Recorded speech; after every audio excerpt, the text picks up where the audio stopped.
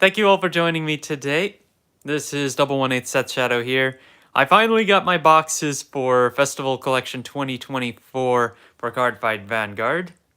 Funny story on that, where I bought it from a local hobby shop, had it shipped to me, and then for some reason, the shipment went out of state before even returning to me somehow.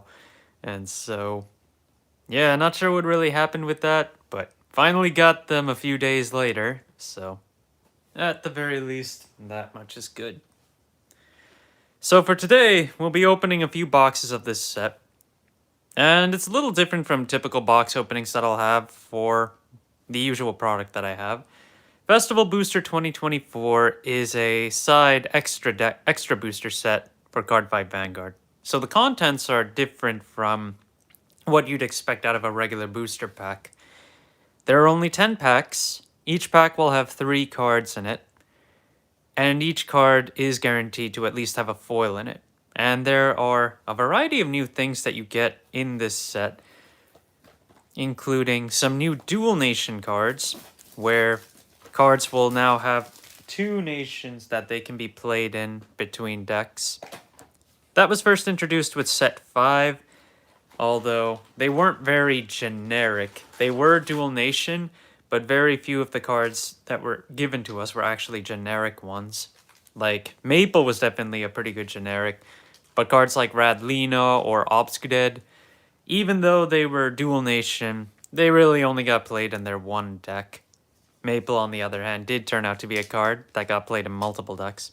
There are a variety of other things that we can get in here. If I do get them, I can point them out as we go. So let's go ahead and get started.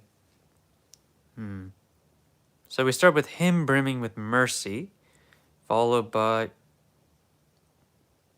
That's already really awesome. Oh, wow. An FFR of Forks Rivolus. Okay, that's actually really good. Oh, wow. Well, that's... This happens a lot. Dang. Okay. We'll take that. We'll take that. Dang. All right. So, that is one of the dual nation cards that you can pull out of this set, by the way, where it's Dragon Empire and Dark States combined. And it does see more play with decks like Shoujo Doji down the line once we get to set 3. And in general, it's a pretty good card. It pulls out cards from the soul, and it has the ability to retire cards as well. It's pretty nice overall. Okay, let's keep going there. Let's see. We got Duststorm Killing Field, the reprint of Knight of Decree Thesis, and another front trigger. So there will be reprints of a lot of different cards between promo packs and sets that come from the overall game.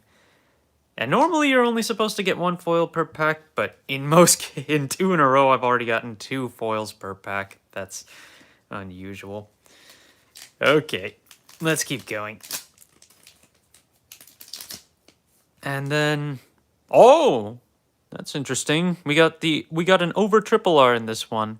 So, when it comes to this pack, there's also the over triple R, which is a newer rarity that got introduced with Festival Collection 2023.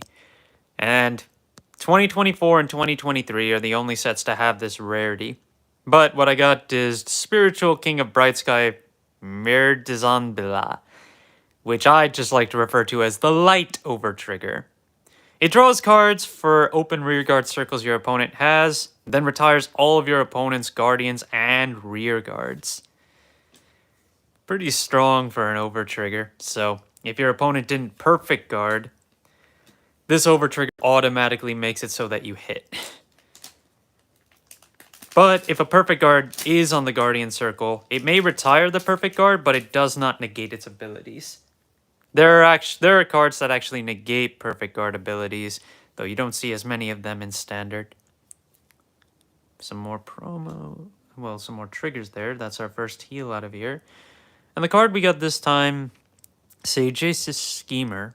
So, one thing about this set is that we have double rares where there is a unit and an order, and they're correlated with each other. So what happens there is that they will be, they work with each other.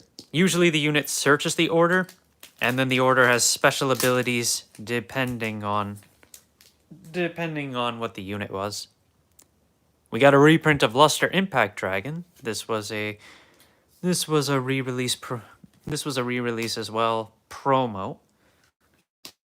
All right, then just some all the commons that you get out of this set are triggers as far as I know.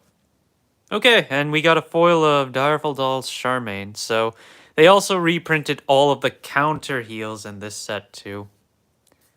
All right. Then we got some more triggers. And by counter heals, we had them in set 5, Festival Collection 2022. And then in set 9, we got Song Elsing. This one, this is the Order Cycler. Basically what these do is that they have a common ability where if they're on rearguard or drop, you can remove this card from play and Energy Blast 3 to get an order card from, or actually not an Order Cycler, but if you discard a card, you actually put it back into your hand. That was my mistake. Then they have a different ability depending on grade of your opponent's Vanguard as well. We got 2 of us flow. And then some more triggers. When it comes to the lyrical ones, those are probably harder to get at this point given they came out of set 3. All of them came out of set 3 for Lyrical Monasterio. And then those boxes are really expensive to pick up right now. Alright, we got another Dual Nation, Azure Sky White Scale. And then a pair of draw triggers there. Not a bad one. And finally, a reprint of Flow Strike Brave Shooter, followed by a pair of triggers. All right. So that was a pretty wild first box. That was definitely a pretty wild first box. I'm afraid now. I'm really afraid. Because that means if I did the best on my first box, I am probably going downhill from here. Has been the historic fate of any of my box openings where I pull the best thing first and then I just don't pull anything after that. Well, let's see what we got.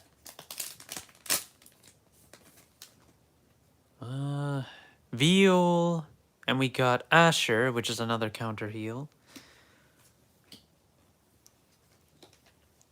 Veal is the Stoichia order handler.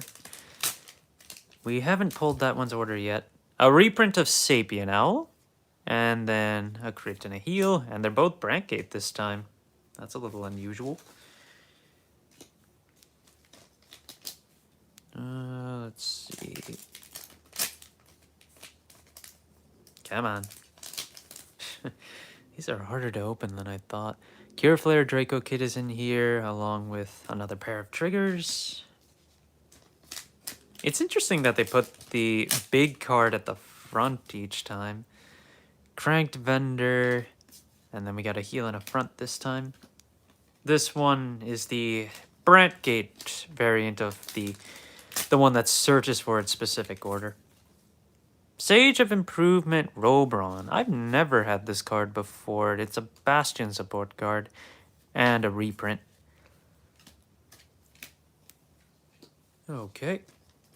Then we got... I mean, we're supposed to pull at least one... Nice! We got a regular triple rare of Forward and Reptis. That's good. That is very nice. And then, on my stage, this is the Lyrical Monasterio exclusive order that we got for this set. And then another counter heal for Brantgate. That is a draw trigger. We didn't pull the unit which pulls it yet. Let's see if we grab that at some point. And then we got the reprint of Yasmin, and then a crit and a heal. If you don't remember, Yasmin is Kyrie's support card, where it's able to let you ride Kyrie after you ride into grade 3.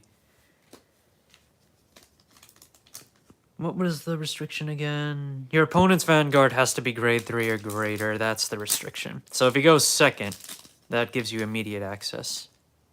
And we got Brilliant Dragon Broadark. This is the discard cycle. I guess they're not, I guess I call them discard cycles now. I thought they were order cycle specific. I was not paying attention. But again, if you discard a card, you can bind this card along with an Energy Blast, and then you'll be able to get the card back. And our over triple R this time is Elementaria Sanctitude. Now, this isn't an alternate art of the original. This is a different version of Elementaria Sanctitude.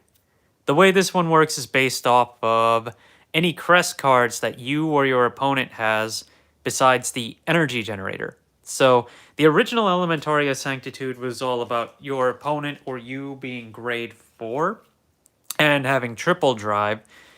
And so, well, basically having triple drive. So if your unit had triple drive, you couldn't use this card. And then if your opponent's Vanguard has triple drive, then you can play this card without paying the cost. But for this one in particular, this time it's if you have a crest besides the energy generator, you can't play this. And if your opponent has a crest besides the energy generator, then you can play it without paying the cost. Little interesting. So basically, so the original Elementaria Sanctitude could be used with Stride decks because by the time you finish your turn, you're no longer on a unit with triple drive anymore. It just can't be used with grade 4 base decks. And we're starting with the over triple R on this box. This time we got the Dark Over Trigger. Spiritual King of Night Sky, Nixazella. So this card takes a card from your damage zone, puts it into your hand, then you call a card from your hand and give it 10k until the end of turn. So basically, it heals you 1 damage while calling a new unit for an attack. And then we got some triggers as before. You're only supposed to get 1 over triple R per box, and there are 4 different types that you can get out of this box. Okay, let's see. We got Einkarten, the little dog for Welstra and products. That one's a reprint as well, and we got a pair of triggers on top of that. Alright, next up, we got Busting Bleachers, followed by Molecular Claws Dragon. This one's a reprint too. When your other unit is placed on rear from order this turn, by your card's ability, that unit and this get 5. I don't remember where we got this one from before. It was definitely a promo. And Busting Bleachers is a matching pair with Cranked Vendor. I guess the whole scheme of that one is with, what was it? The recent card that came out of set 2, which is basically like a Nova Grappler wrestling stage. We got Game of the Underworld. Did we? Yeah, we do. That is the pair with Sagacious Schemer, which we pulled earlier.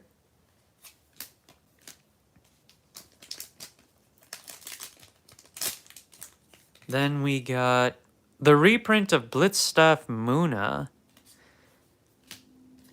And interestingly enough, you don't tend to play this in Welstra. You tend to play this more in Prison.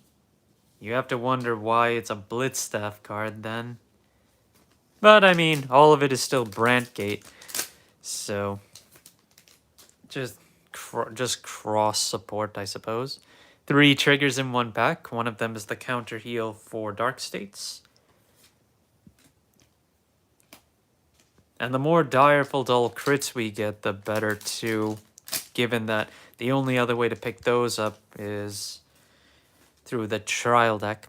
We got another Brilliant Dragon and a pair of draw triggers. Okay, that's pretty good. What else? The critical counter heal for Cater Sanctuary, and a pair of heals for this one. So that was 3 heals in 1 pack. That's kind of funny. Then we got Speed Bullet of Duststorm Birthron. So that pairs with Duststorm Killing Field. And we got Hammer Dragon. This is a reprint support card for Vermilion, which we only got as a promo before. And the last one is... Oh, wow, we got another Ford Reptis. That's 3 in a row so far. One of them being FFR. That's pretty awesome. That is pretty awesome. Okay, so we've still got 2 boxes to go here. Let me just check something. We have not pulled the pairs for these 3 cards yet. So we got the order for Cater Sanctuary, the unit for Stoichia, and the order for Lyrical Monasterio. So these are the 3 where we're still missing the pair. But I gotta say, it's really good luck that we got this unit specifically in each box. That's more than likely going to be the biggest dual nation to pick up right now. I would say the Brant Cater one is the next one in line for how valuable it is. And for me, that's especially important given that most of the decks that I play are Brant Gate as well. Between Eva, Messiah, and there are other ones. And there we go. We got Felina. So we got our pair for On My Stage, or Only My Stage. Then we got Impediment Slicer, the reprint of that, and a crit. Impediment Slicer is a Bruce support card. We got that promo a few promo packs back. Okay, and then we got the pair for him brimming with mercy. It's Divine Sister Financier, yeah. With the power to believe in tomorrow's peace, deliver a stunning blow. Nothing to do with finance at all. What the heck is with the name? I hadn't been looking at that. Okay, so then the only pair that we're missing is the one for Stoichia. Otherwise, we've got them all. A reprint of Stealth Fiend Shenril. This one is going to be pretty nice to have too. That card only came as a box topper for the Triple Drive set and as a common, but that'll be a pretty good one to have going forward as well. One of the counter heroes for Cater Sanctuary, and then we've got a draw and a crit for this one.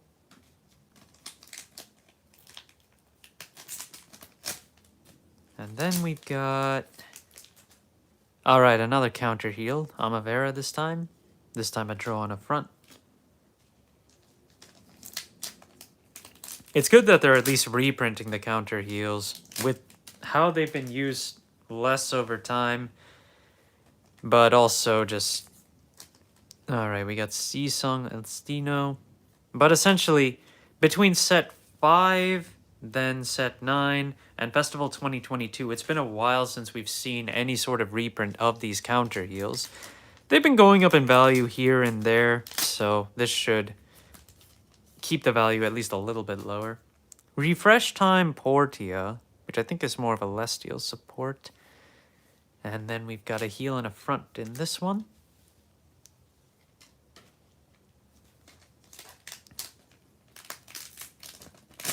Then we got Azure Skies again. That's Cater Sanctuary with Stoichia. Also a pretty good one to get. Then, there we go. The final pair that we were missing. Flowering Sweet Shop with Sincere Confectioner Viol. Not bad. So we have all the pairs out of 4 boxes.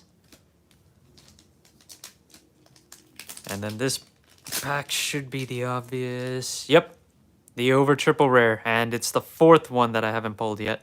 Radiant Caliburn.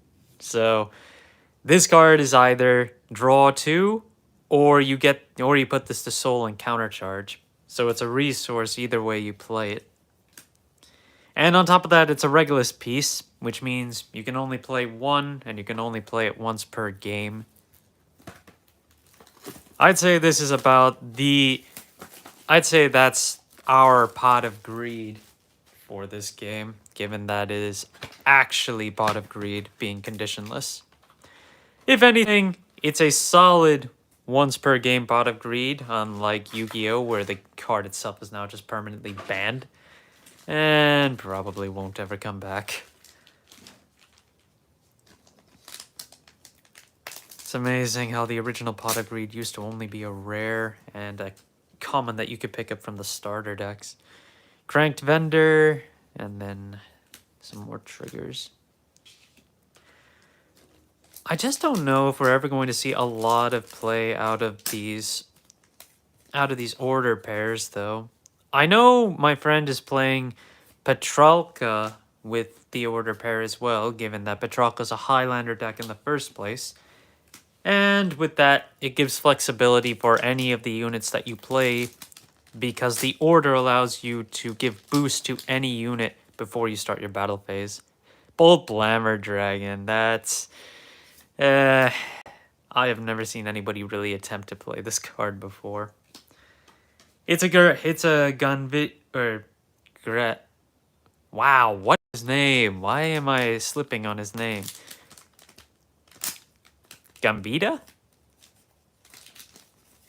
The Bind Dragon. The Bind Archer Dragon. Best Moments Stole Us. So, a combination of use with Powerful and Friends. This one is a reprint as well. Support for Herminia as well as Fortia. But that got reprinted in set 11 too, so... Only my stage again. And then a pair of fronts.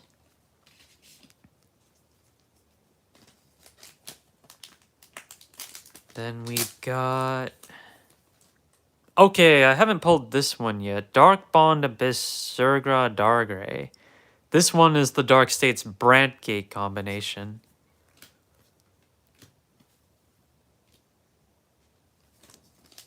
Last box, and we finally pull it. But I think it's also the easiest one to pick up on the secondary market as well. Livora, and then we got these. Livora is a card that supports both Hasseret and Mediel, so there is some potential for this to get some value once we get to Lyrical's Divine Set 1. However, this card already has a lot of different prints anyways, so I wouldn't really count on it. And there are full art versions of it too. Okay, we got Obi Fold. We got another Direful Doll, that's good too.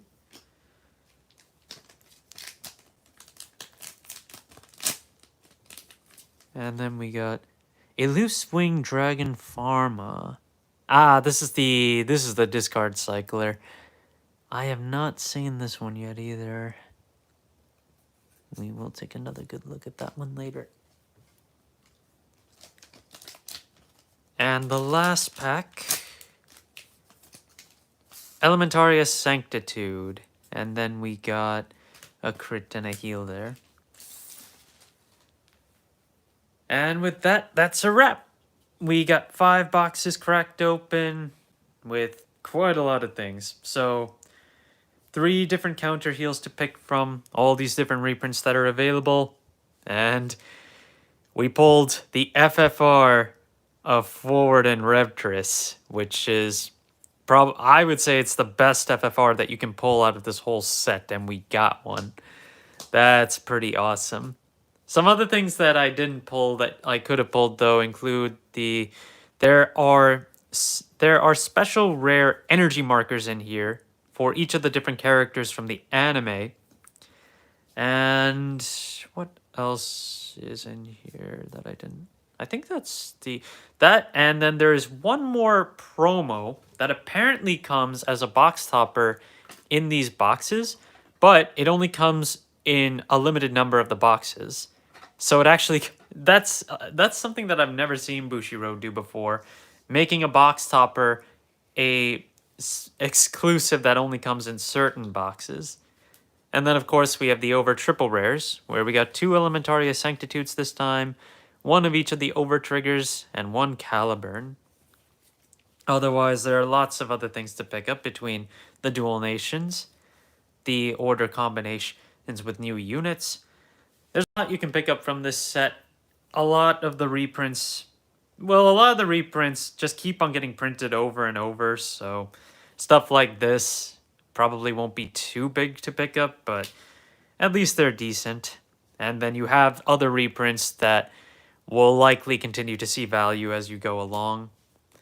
There's a lot you can pick up with this set, but the thing is, this box is more expensive than your typical mainstream boxes, despite the fact that they come with less cards overall. It's sad to see, because I ended up paying over $60 per box on these things, because I bought them way too late. And a case of these will have 30 boxes, normally at around $1,000. But now that they are long sold out, that's probably going to get bigger over time. Well, that's it for the box opening, and thank you for watching. I hope you enjoyed, and I will see you guys later.